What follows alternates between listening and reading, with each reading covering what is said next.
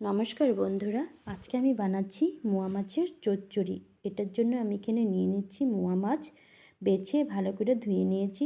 দিয়ে দিচ্ছি হলুদ গুঁড়ো, শুকনো লঙ্কার গুঁড়ো, জিরে গুঁড়ো, স্বাদ মতো নুন, দিয়ে দিচ্ছি সরিষার তেল, দিয়ে ভালো করে মেখে নিয়েছি। এখানে আমি নিয়ে নিচ্ছি কলা পাতা, কলা পাতাটা ভালো করে ছেঁকে নিচ্ছি। এখন আমি নিয়ে নিচ্ছি মোয়া মাছ,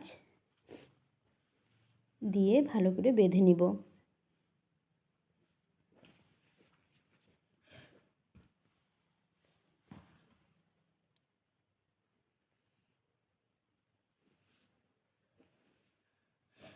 কিছুক্ষণের জন্য ছেঁকে নিচ্ছি।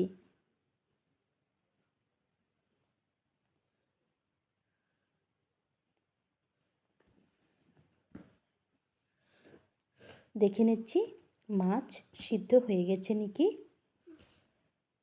মাছ সিদ্ধ হয়ে গেছে, এখন আমি নামিয়ে নিচ্ছি। মোয়া মাছের চচ্চড়ি রেসিপি হয়ে